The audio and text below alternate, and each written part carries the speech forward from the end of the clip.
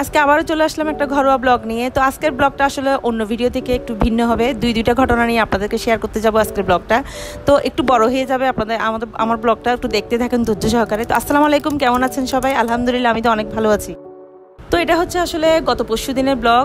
তো যথারীতি সকালবেলা ঘুম থেকে উঠে আমি আসলে নূরের পাপা অফিসে চলে গেল নাস্তা করে। এর মধ্যে বাচ্চারা তো ঘুম ছিল। তো আজকে চিন্তা করলাম যে আমি নাস্তা করার পরে কি করা যায়, আজকে কি রান্নাবান্না করব। তো চলে আসলাম ফ্রিজের দিকে, ফ্রিজ খুলে দেখলাম যে কি আছে। তো ফ্রিজ খুলে দেখলাম আসলে গরুর মাংস আছে, গরুর মাংস বের করলাম। আজকে চিন্তা করলাম একটু গরুর মাংস রান্না করবো আর একটু সবজি রান্না করবো। আসলে আমি তো আগেই বলেছি আমার ঘরের মানুষ কম, আমরা তিনজনেই বাসায় খাই দুপুরে বা রাত্রে। আসলে নূরের পাপা আসে, নূরের পাপা তো রাতে খায়। তো আমরা তিনজনের জন্য কি রান্না করা যায়, আমি আসলে গরুর মাংসটা একটু বেশি করে ভিজিয়েছিলাম যে 2 দিনের রান্না একসাথে করে ফেলবো।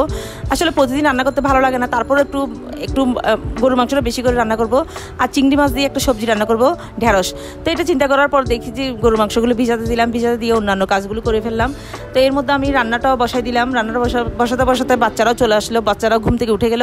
বাচ্চারা ঘুম থেকে উঠে যাওয়ার পর ওদেরকে নাস্তা দিয়ে দিলাম। ওদেরকে বললাম নাস্তা করার পরে একটু পরে 12টার দিকে যেন ওরা গোসলটা করে ফেলে, কারণ এখন তো বেশি গরম পড়েছে, আসলে গোসলটা তাড়াতাড়ি করে ফেললে ভালো লাগে।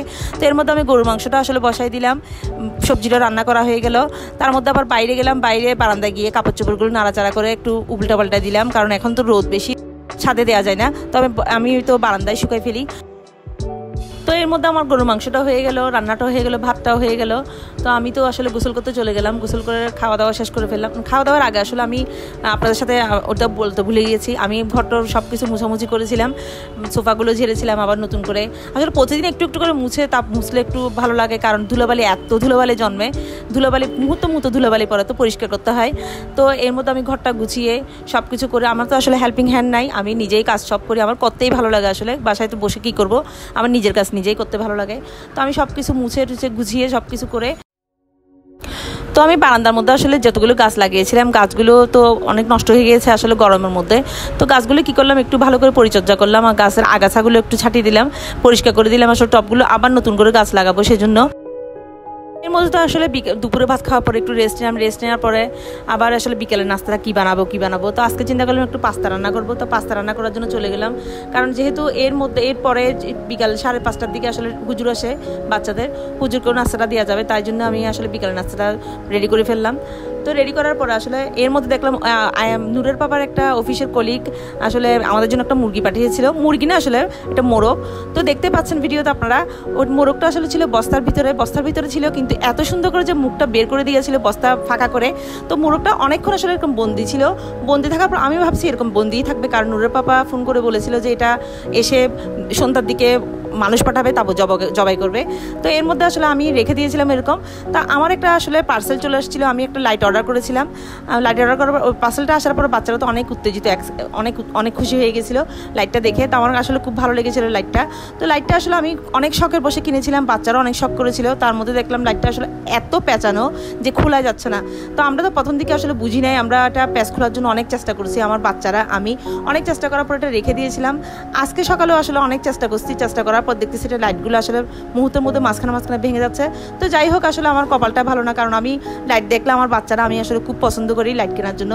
তো এটাও আসলে কিনেছিলাম, কিন্তু আমার আসলে লাইটটা রাখা হলো না, কারণ এমন প্যাচের মধ্যে দিয়েছিল তারা বলেও না যে লাইটটা কীভাবে ফিটিং করতে হয়, কিভাবে কী করতে হয়। আসলে লাইটের ভিতরে ছিল পাতা, প্লাস্টিকের পাতাগুলো দেওয়ানো ছিল।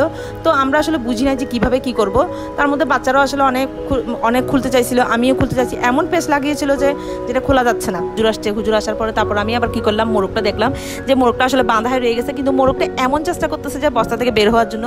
তো আমারও খারাপ লাগলো, আসলে অনেকক্ষণ হয়ে গেছে, কখন এটা জবাই করবে, কখন কি করবে। তখন আমি কি করলাম, বস্তাটা এক সাইডে রেখে দিলাম। তো মোরগটা কি করলাম, মাথাটা বের করা ছিল, মাথাটা বের করার পর মোরগটা অনেক কৌশল করে আসলে আমরা ভিতরে রুমে ছিলাম, বের হয়ে গেছিল। তার মধ্যে মোরগটা সারা ঘরে আসলে হাঁটতেছিল। তো আমার বাচ্চারা তো আসলে কোনোদিন মুরগি নিজে থেকে ধরতে পারে নাই, কাছ থেকে ধরা যায় না। আমি আসলে অনেক আসলে ভয় পেয়েছিলাম, কারণ আমি মোরগ তো কোনোদিন মুরগি কখনো আসলে জীবিত অবস্থায় এরকম কখনো ধরি নাই। তো আমার বাচ্চারা আর আমি ভয় পেয়ে গেছিলাম। তারপর কৌশলে আমি আসলে ধরেছিলাম মুরগিটা ধরার পর আমি পা ধরেছিলাম, ধরার পর আমার ছেলে এসে আসলে ওটা গিট লাগাই একটা রশি বাঁধে দিল। তারপরে এরপর আসলে শান্তি পেলাম, কারণ একটা অন্যরকম একটা অবস্থা হয়ে গেছিল।